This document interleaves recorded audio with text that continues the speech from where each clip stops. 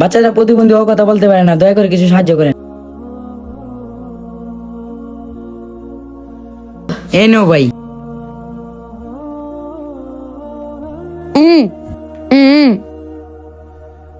বাচ্চারা প্রতিবন্ধী হয়ে কথা বলতে পারে না, দয়া করে কিছু সাহায্য করেন। এই নেও।